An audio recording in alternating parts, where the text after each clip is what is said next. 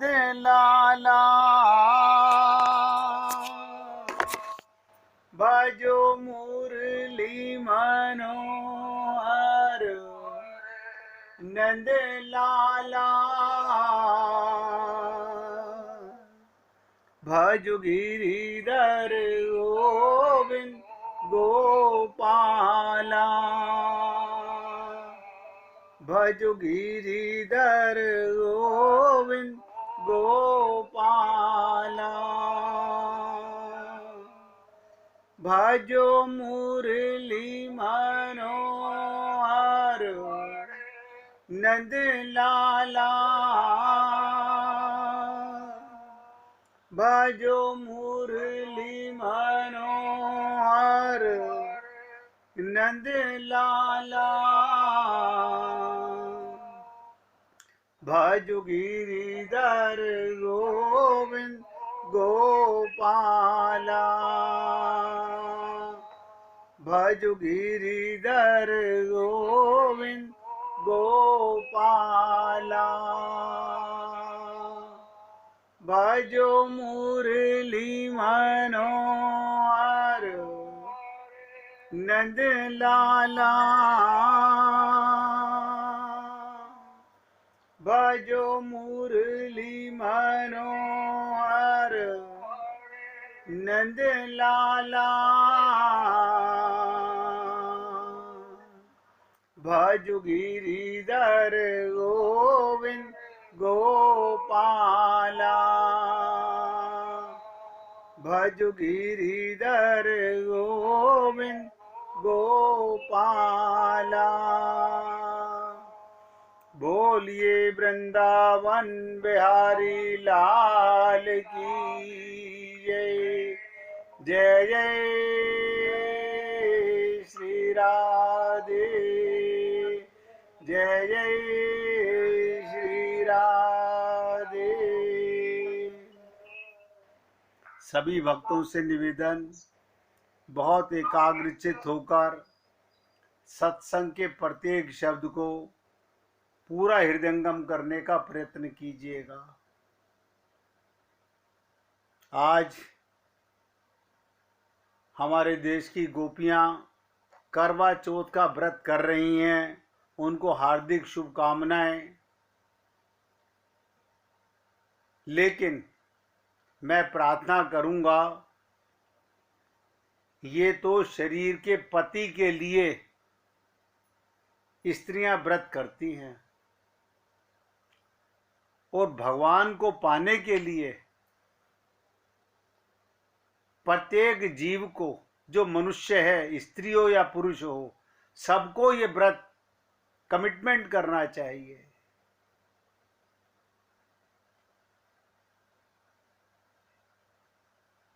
कि हमें इसी जन्म में अपना कल्याण करना है।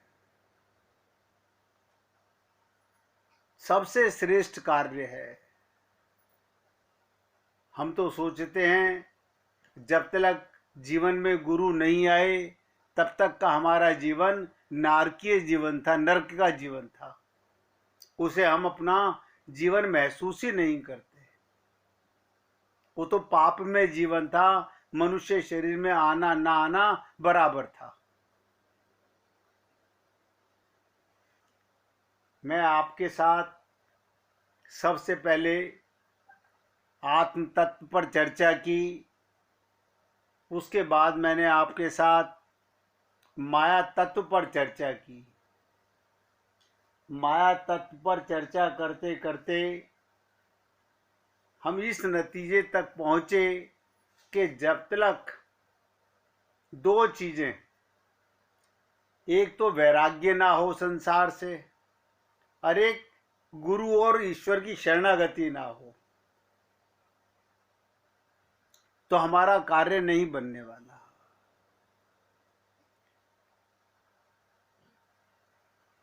हमारा कार्य क्या है? भगवत प्राप्ति। शरीर के कार्य हैं, संसार के करने चाहिए, सेवा करनी चाहिए, सेवा परमो धर्म है। लेकिन अपना कार्य, मैंने कल भी निवेदन किया था, कोई ये सोचता ही नहीं है कि मैं अपने जीवन का सबसे पहला कार्य भगवत प्राप्ति, सबसे पहला कार्य है। माना कि हमें नहीं पता था, क्योंकि माता पिता ने, दादा दादी ने, नाना नानी ने जो हमें समझाया, हमारे को वही समझ में आया। हम सब लोग सांसारिक शिक्षा के अंदर प्रवीण हो गए।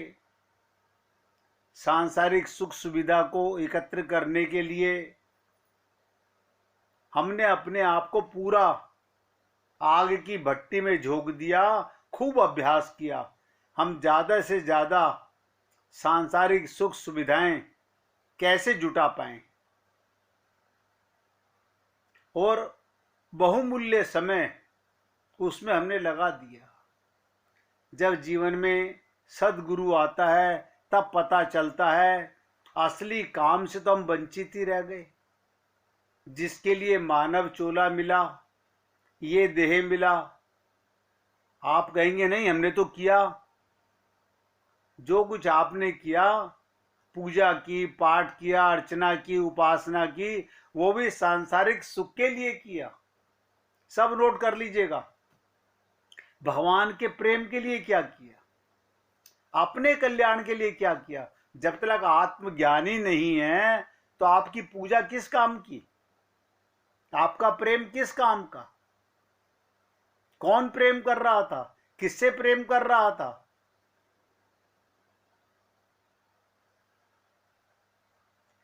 बताइए, हम भगवान को प्रेम करने के लिए भी ब्राह्मणों को बुला करके पूजा कराते हैं। प्रेम तो अपने से करने का चीज है। गुरु सिखाता है, कभी गुरु ने कहा कि मैं तुम्हारी जगह प्रेम कर लूंगा भगवान को, तुम्हें भगवत प्राप्ति हो जाएगी। आप मुझे कोई भी संत महात्मा बता दीजिए विश्व का जिसने ये कहा हो कि भगवान से मैं प्रेम करूंगा और तुम सबका कल्याण हो जाएगा। संसार का एक भी गुरु ऐसा नहीं होगा, एक भी संत महात्मा ऐसा नहीं होगा। इसका मतलब आप और हम सब ने जो अब तक किया है,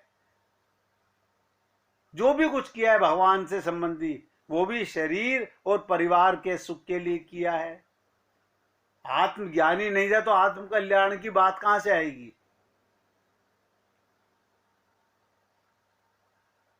इसलिए आपसे निवेदन करता हूं, जब आत्मज्ञान हो गया, माया का ज्ञान हो गया, शरणागति और वैराग्य का ज्ञान हो गया, अब बात आती है कि ईश्वर की प्राप्ति में आत्मज्ञान होने के बाद, माया का असली पता चलने के बाद संसार से वैराग्य हो जाता है।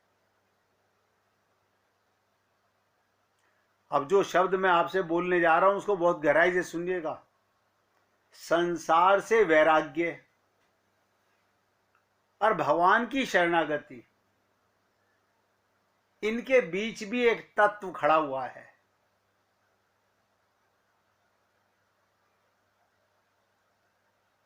इन दोनों के बीच में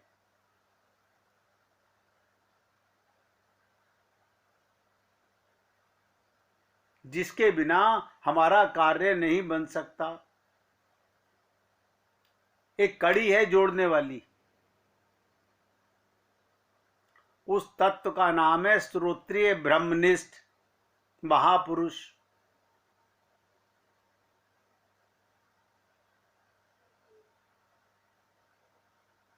एक एक शब्द पे ध्यान दीजिएगा।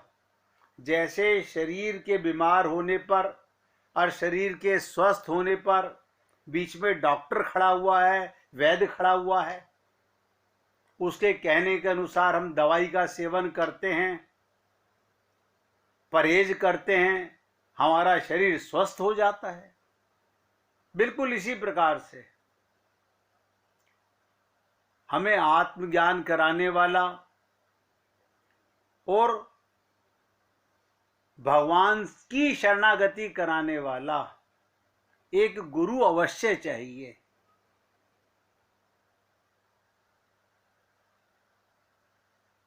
उसके बिना हम आगे बढ़ ही नहीं सकते।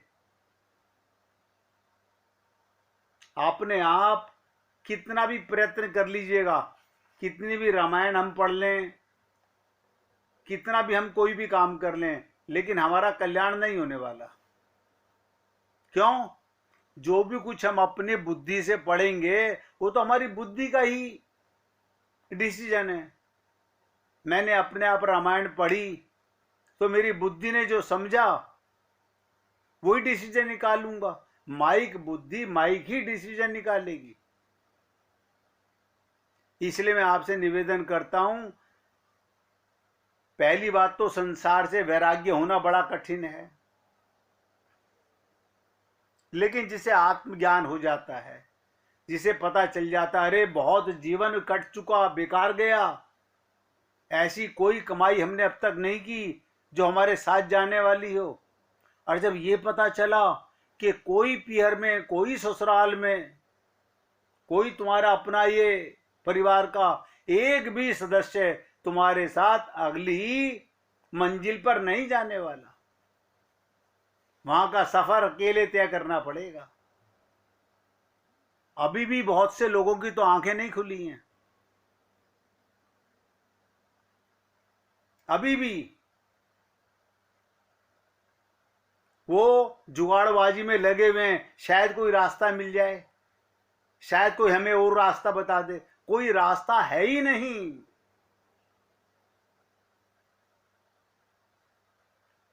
तो संसार से वैराग्य कराने वाला, भगवान की शरणागति कराने वाला एक महापुरुष, और वो भी मैंने कहा श्रोत्रिय ब्रह्मनिष्ठ होना चाहिए।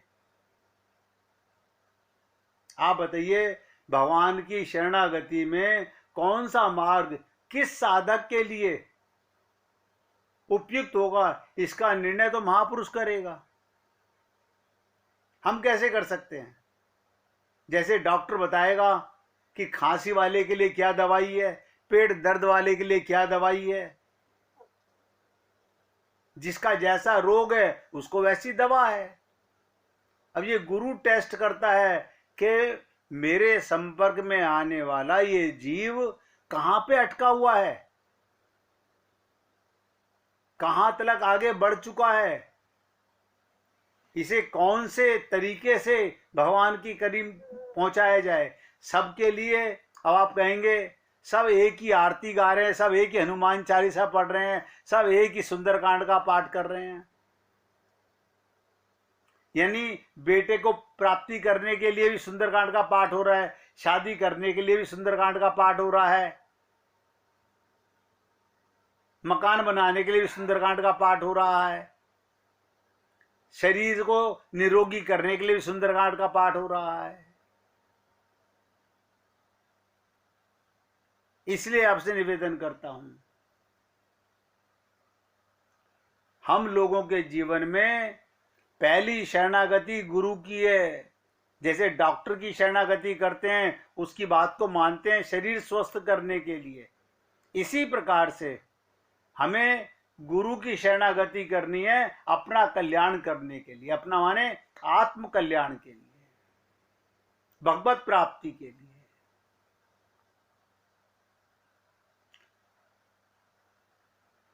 जैसे डॉक्टर दवा का परहेज बता लेने के लिए बताता है क्या क्या परहेज कीजिए, क्या खाइए और क्या ना खाइए, ऐसे ही संत महात्मा बताएंगे कि तुम्हारे लिए ये परहेज है, तुम्हारे लिए ये परहेज है।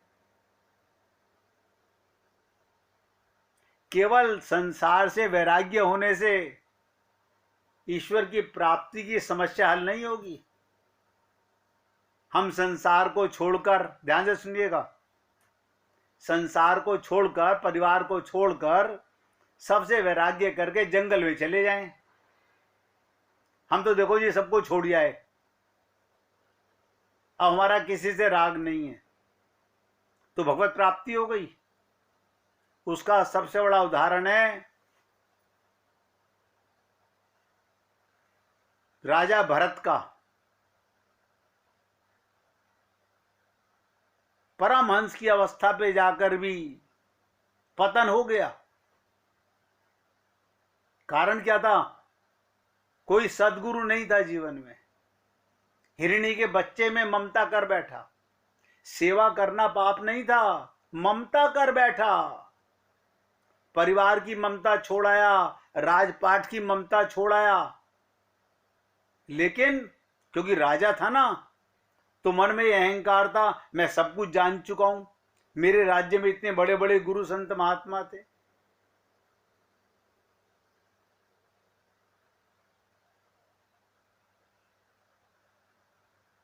और भक्त प्रहलाद को देखो, नारद जी ने उनको जो शिक्षा दी, आत्मज्ञान कराया, उन्होंने ना अपने पिता की मानी, ना माता की मानी, ना परिवार की मानी, और अपने कुलगुरु शुक्राचार्य जी की भी नहीं मानी। आत्मगुरु कल्याण कराने वाले की मानी। हिरण्यकश्यपु तो ने राजा बनाना चाहते थे, उन्होंने राज्य को ठोकर मार दी। महात्मा बुद्ध ने राज्य को ठोकर मार दी। लेकिन आप और हम लोग, मुश्किल क्या है, हम भगवत प्रेम का अभ्यास नहीं करते। सब नोट कर लें मेरी इस बात को। हम लोग ये समझते हैं हमने सुबह हनुमान चालीसा पढ़ तो ली थी, अब हनुमान जी से कृपा करेंगे वो। ये प्रेम नहीं है। एक बार हनुमान चालीसा मत पढ़ो, भगवान ही मेरे हैं, ये संकल्प कहां किया हमने? हम दोनों तरफ टांग फंसाए हुए हैं, संसार के माया में भी, और भगवान को पाना भी चाहते हैं, छोड़ना नहीं चाहते। यानी छूट रहा है, फिर भी अंदर से जकड़े पड़े हुए हैं। मैं तो आप लोगों से निवेदन करता हूं, इतना आगे बढ़ गए हो और सत्संग में रोज आ रहे हो, अपना कल्याण करने का पूरा प्रयत्न कीजिएगा। निवेदन करना मेरा कार्य है। मानना ना मानना आप भक्तों के हाथ में है। मैं तो निवेदन करूंगा, जो अभ्यास करेगा, डॉक्टर के पास जाएगा स्वस्थ होने के लिए, वो स्वस्थ हो जाएगा। जो खुद ही बुक पढ़ पढ़ करके दवाइयां लेता रहेगा, वो हो भी सकता है और नहीं भी हो सकता। लेकिन भगवत प्राप्ति के लिए किसी भी सदगुरु का जीवन में आना अति आवश्यक है। वेद व्यास जी ने तो कहा, आचार्यवान पुरुषो ही वेद।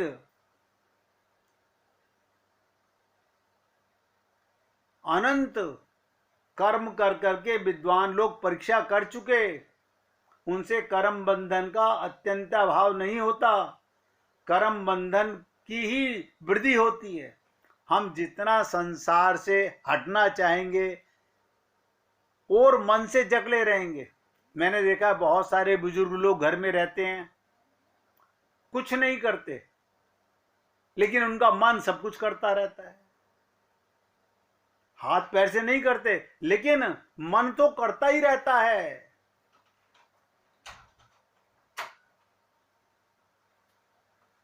इसलिए हे पुण्य आत्माओं, उस ईश्वर को जानने के लिए, उस ईश्वर को जानने वाले एक गुरु की आवश्यकता बहुत आवश्यक है।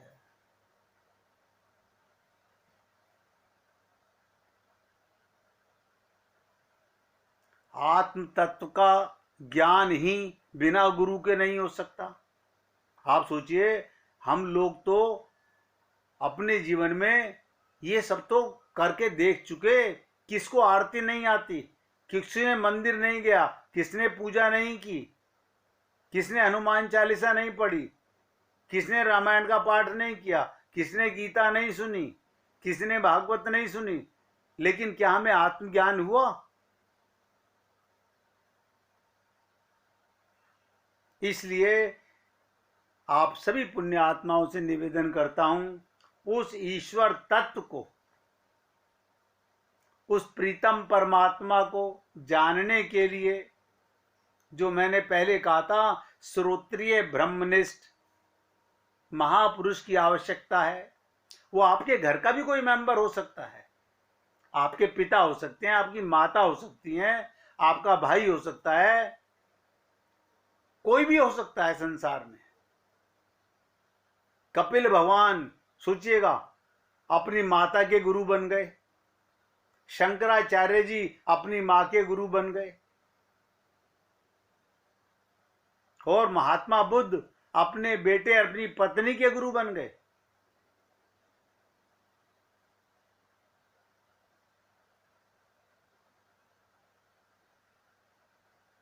जिसके शरण होकर उनकी सेवा पूर्वक जिज्ञासु बनकर भगवत प्राप्ति करने के लिए जिज्ञासु बनकर परम तत्व का ज्ञान प्राप्त हो सकता है, भगवत प्राप्ति हो सकती है।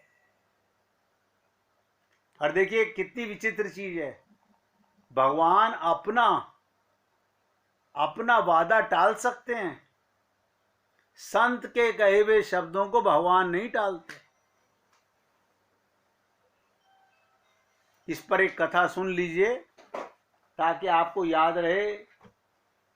एक बार महर्षि नारद बैकुंठ की यात्रा पर जा रहे थे। नारद जी को रास्ते में एक स्त्री मिली और बोली, हे मुनिवर, आप भगवान नारायण से मिलने जाते हैं? हाँ, जाते रहते हैं हम तो। बोले, मेरे घर कोई औलाद नहीं है, आप प्रभु से पूछना मेरे घर संतान कब होगी। नारद जी ने कहा, ठीक है देवी, पूछ लेंगे। इतना कहकर नारद जी श्रीमन नारायण करते करते यात्रा पर चले गए। बैकुंठ पहुंचकर भगवान नारायण से नारद जी ने जब सकुशलता पूछी, नारद जी बोले, जब मैं आ रहा था तो रास्ते में एक स्त्री जिसके घर कोई औलाद नहीं है, उसने मुझसे आपसे पूछने को कहा कि उसके घर औलाद कब होगी। नारायण बोले, तुम उस औरत को जाकर बोल देना उसकी किस्मत में औलाद का सुख नहीं है। नारद जी जब वापस लौट रहे थे, वो औरत बड़ी बेसब्री से इंतजार कर रही थी। औरत ने नारद जी से पूछा, प्रभु नारायण ने कोई जवाब दिया? नारद जी बड़े दुखी मन से बोले कि हाँ देवी, भगवान ने कहा कि आपके घर औलाद नहीं होगी। ये सुनकर स्त्री रोने लगी। कुछ समय बीत गया। गांव में एक संत, ध्यान से सुनिएगा, ये नारायण की बात, अब संत की बात सुनिएगा। कुछ समय बीत जाने के उपरांत एक संत मधुकरी के लिए उस गांव में गए और उस संत ने उसी औरत के घर से ये आवाज लगाई, भिक्षाम देही। संत की आवाज सुनकर वो स्त्री भिक्षा लेकर आई। दान पाकर संत ने उसे आशीर्वाद दिया। संतों का काम है हृदय से जो आशीर्वाद निकल जाए। उनके मुख से निकला, पुत्रवती भव। और जैसा उस संत ने कहा वैसा हुआ। देखो कमाल की बात, उस स्त्री के घर 1 साल के बाद बेटा पैदा हो गया। बेटे की खुशी में गरीबों में खाना बांटा गया और ढोल बजाए गए। कुछ वर्षों के बाद जब नारद जी पुनः वहां से गुजरे, वो स्त्री कहने लगी, क्यों नारद जी, आप तो हर समय नारायण नारायण करते रहते हैं। आपने तो कहा था मेरे घर औलाद नहीं होने वाली। ये देखो मेरा राजकुमार बेटा। फिर उस संत के बारे में बताया। नारद जी को इस बात का जवाब चाहिए था, ये कैसे हो गया? भगवान ने मना किया और इसके यहां संतान हो गई। जल्दी से वैकुंठ धाम पहुंचे, प्रभु से ये बात कही, आपने तो कहा था उस स्त्री के घर औलाद नहीं होगी, क्या उस संत में आपसे भी ज्यादा शक्ति है? भगवान बोले, आज मेरी तबीयत ठीक नहीं है, मैं आपकी बात का जवाब बाद में दूंगा, पहले आप मेरे लिए औषधि का इंतजाम कीजिए। नारद जी बोले, आज्ञा दीजिए प्रभु। भगवान विष्णु बोले, नारद जी आप भूलोक जाइए और एक कटोरी रक्त लेकर आइए। ध्यान से सुनिएगा, क्या बोले? एक कटोरी रक्त लेकर आइए। नारद जी कभी इधर कभी उधर घूमते रहे, कहीं से रक्त नहीं मिला। उल्टा लोट उपहास करते हुए बीमार नारायण के पास बीमार हैं। चलते चलते नारद जी किसी जंगल में पहुंचे। वहां पर एक संत मिले जिसने उस स्त्री को बेटे का आशीर्वाद दिया था। वो संत नारद जी को पहचानते थे। उन्होंने कहा, अरे नारद जी, आप इस जंगल में इस समय क्या कर रहे हैं? नारद जी ने कहा, मुझे प्रभु ने किसी इंसान का रक्त लाने को कहा है। ये सुनकर संत खड़े हो गए और बोले कि प्रभु ने किसी इंसान का रक्त मांगा है? उसने कहा, आपके पास कोई छुरी या चाकू है?